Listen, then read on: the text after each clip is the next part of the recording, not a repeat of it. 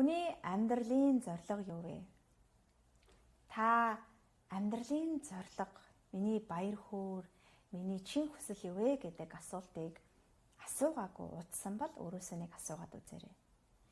Ихэнхдээ бид нэг байртай болчих юмсан, тийм унтаа болчих юмсан гэх мэтлэн материалог ертөнцийн зүйлсээр амьдралынхаа зорилгыг тодорхойлчих хандлагатай байдаг. Мэдээж материалог ертөнцид сайхан амьдрах, сайхан байр, сайхан машинтай байж болно шүү дээ. Гэтэл сүнсний зорилго чинь арай өөр байгаад байдаг. Сүнсний зорилгоо сонсоогүй удснаас болоод зүрх шаналдаг, унтаа байдалд ордог, бухимддаг, бачуурдаг, тийм ээ. Магадгүй жоохон гуниж гутарч эхэлдэг. Харин сонсоод дотгошоо чимээлээд миний жинхэнэ баяр хөөр юу юм болоо гэд тунгаагаад ирэхийн цагт танд хариултууд нь баг багаар орж эхлэх болно.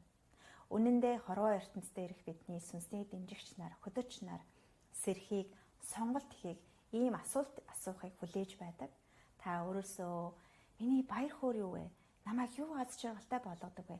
Би энэ хорвоод юугаар үйлчлэх гэж ямар үн цэнийг бүтээх гэж ирсэн хүн бэ гэд асуугаад үзээрэй.